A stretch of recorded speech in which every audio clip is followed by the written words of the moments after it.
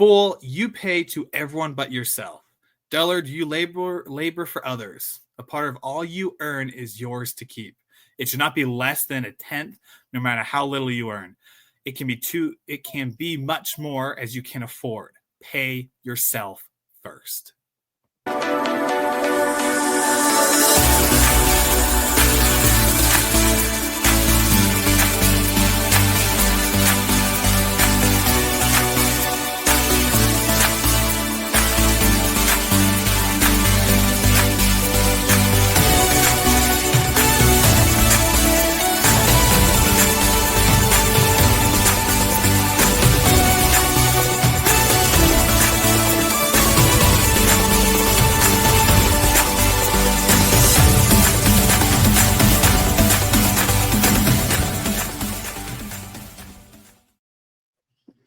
What is up, champions? Welcome to another episode of Champion Reads, where we talk about the best-selling books and their best principles to help you out with your best life. I'm William Blake, your host for today, and we also have John Kovacs Jr., the founder of Champion Circle, with us as well. And we have a very special thing for this month of December, which by the time this airs, it's going to maybe be in January, but that's okay because we're going to start the year off fantastic. For this month, we're revisiting some of the books that we have had before, because we've realized that some of the books do great and some of the books they do all right? And so we wanted to take the top 4 books to be able to go over them and see what we've applied. Some we've done a year and a half ago, and some we've done more recently, but we wanted to go over in a quick episode the different things that we've learned and applied to our life. And just like we did in the previous episode, kind of like a speed dating type thing. Very quick, very dynamic, how we've applied it and how you can apply it as well in your life. So today we're going to the book, The Richest Man in Babylon, which I think whenever it comes to finances, John, this is like the first book that ever pops up in anyone's mind. So yeah, very excited to jump into it. Top 3 points. John, I'll just send it off. What's your first point that you have? Well, first of all, I love this format because this is one of the top 4 podcast topics that were enjoyed by viewers and by our listeners. So I love this. And we're going to be doing a special countdown. So this episode is on The Richest Man in Babylon. And you know what? I love this book because it's the kind of book you can read in one sitting. It's the kind of book that's such a classic that it's part of everyone's financial library. And because of it, it's some of the most, proven principles that have lasted the test of time. And the first principle I think is most important is the saving principle, which is pay yourself first. Now, I love this principle because number one, it is so important to have purpose for your money. And I think what this principle really taught me is that you have to have a name, a place, and a special dedication to each dollar, each penny that you earn. And most importantly, when you receive that money, you should do something with it, like pay yourself first. Too often, too many times, do people just take the money and they spend it, or they put it somewhere maybe for savings, or maybe they do something with it that's a little immediate and a little we'll call it reactive. Rather, there should be a plan and a purpose. I just finished a book on feng shui, and even in this feng shui book, they talked about having to put your money where it goes, and that means every dollar, every cent needs to be accounted for and put in special places. And right now, I'm saying you got to save. You got to save that money. You got to pay yourself first. If you're a business owner, how are you going to pay yourself? You can't just take the money from the business. That's a bad thing. You have to actually take the money and have it pay to you. And that's just a valuable principle as a business owner. And if you don't do these things, you might find yourself wondering, well, what am I doing and how do I save money? And you might be stuck finding a way to make ends meet. And that's what this principle, I think, truly just honors and teaches, and it gives you confidence in the process of achieving a financial goal or, achieving your dreams. So this is such a powerful tool. You're right on the money. That was one of my top ones as well. I think it like this: you and your spouse, you're in a relationship with someone, girlfriend, fiance, I guess boyfriend, whoever, if you're male or female listening to this. But in a relationship, if you only give leftovers to your relationship, then your relationship's going to feel like it's leftovers.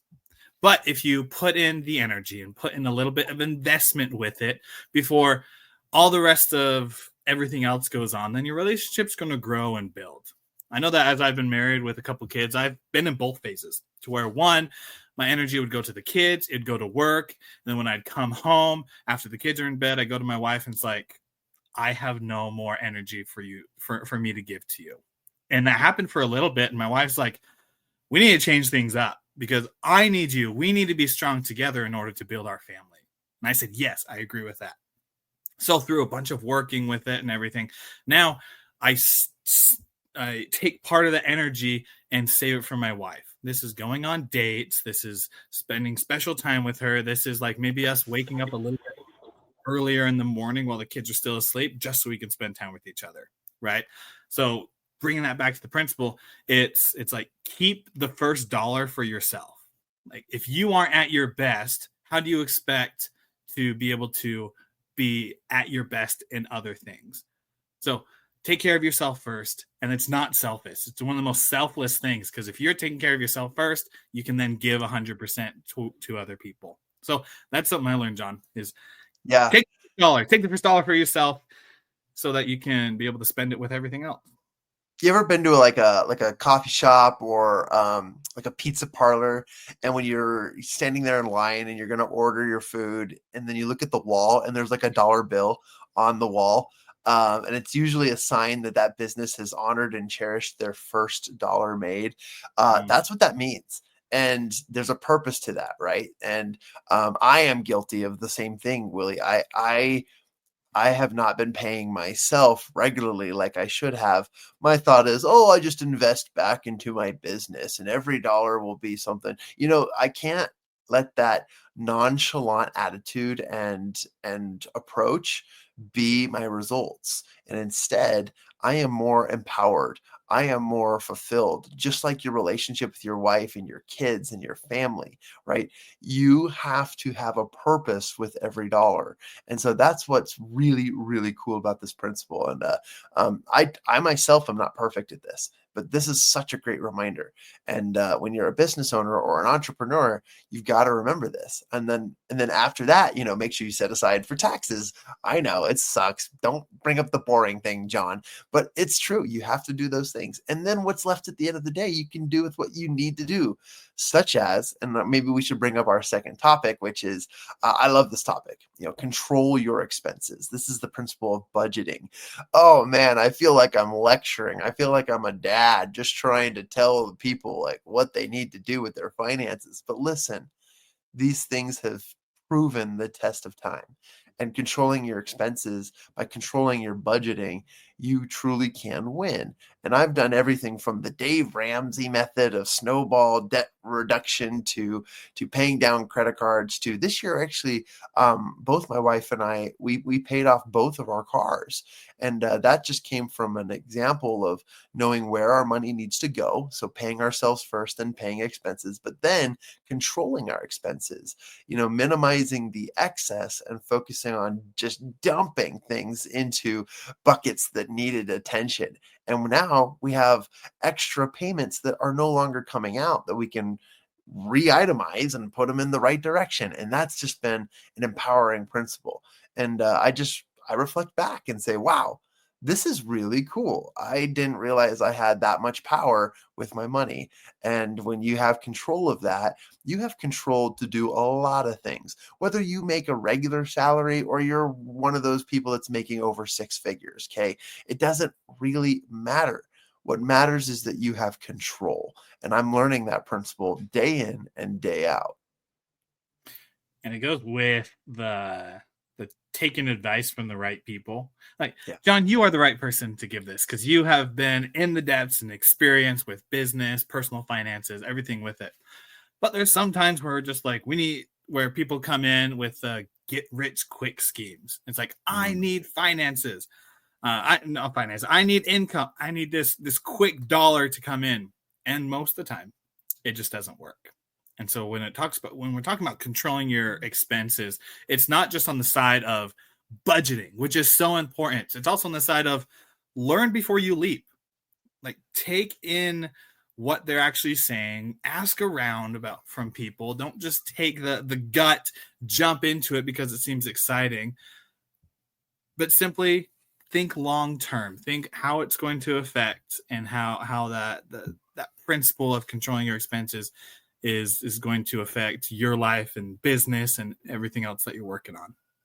Yeah.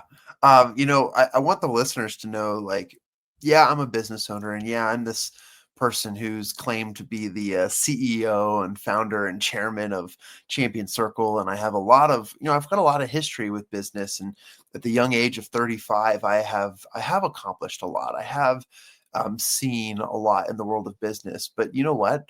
Listen in, because I've made every mistake in the book. Okay. I've fallen for those get rich quick schemes. I've had success massively overnight and in a really, really fast surge of finances through multi-level marketing and affiliate marketing programs and systems. And yes, they work, but I do not recommend the fast, quick, overnight solution. In fact, I highly recommend the years of putting in dedication and learning patience and learning the hard lessons. Willie, just this year through our business, I've looped you in on so many personal and impersonal conversations that I just needed help. I needed a listening ear, and you've been such a great support to me, but all with the purpose of knowing that, like, hey, we're working through this together. And I am vulnerable enough and open enough to tell people, like, hey, I'm learning here, and I need to grow just as much as you do. So could you lend a helping hand, lean on my shoulder, and help me really to figure this out? And this has been such a great year. Like, yeah, I didn't make millions and millions and millions of dollars, but this year was definitely the best that has yet to come. And I'm looking forward to next year, because I'm truly going to find experiences, lessons, and opportunities because of these true principles that are going to give me a leg up in the years to come. So pay yourself first, control your expenses, and number 3, I think this is just really important for me, is make your money work for you. This is the investing principle. So first you got to save, then you got to budget, and then you got to do something with that money that's going to make it grow, right? So make your money work for you. This, I think, is what truly is the principle that made The Richest Man in Babylon such a powerful book that has proven the test of time, because this is something that once you do steps 1 and 2, this is what people are like, well, what do I do with my money? Where do I go with it? And where do I invest in it? Well, make your money work for you. Did you know that a very, very small percentage of the world's richest people don't live off of their income? They live off the income of interest that is produced from their income.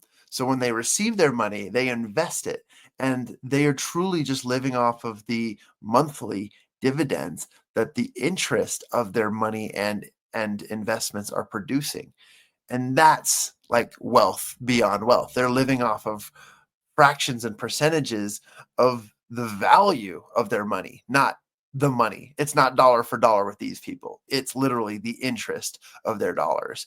And that's a measurement of success. And so whether you are able to live off of, $1,000, $15,000, or $150,000 a year, you definitely need to understand, like, what is my goal?